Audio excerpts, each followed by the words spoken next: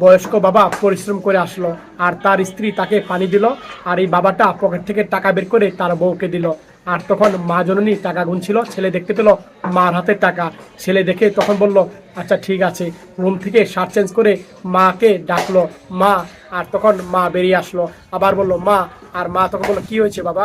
বললো, টাকা দাও। আর বললো, টাকা দিয়ে কি করবা তুমি? বললো, মা, টাকা দিয়ে আমি জুতা কিনবো। এভাবে কথা বললো। আর মা তখন টাকা বের করছে, 500 টাকা দিল ছেলেকে। ছেলে টাকা হাতে নিয়ে বলল যে, মা, এই 500 টাকা হবে না, আমাকে 1000 টাকা দাও। এইভাবেই কথা বললো। আর মা তখন আর কিচ্ছু বললো না, আরও 500 টাকা ছেলেকে দিল। ছেলে খুশি হয়ে তখন টাকা নিয়ে মার্কেটে চলে গেল, মার্কেট থেকে জুতা কিনে আনলো। আর তখন ছেলে দূর থেকে দেখতে পেল মা বসে বসে তখন তার জুতা সেলাই করছে।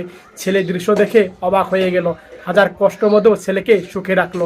ভালো লাগলে ভিডিওটা শেয়ার করে দিয়েন সবাই, মন থেকে শেয়ার করে সবাইকে দেখার সুযোগ করে দিয়েন সবাই।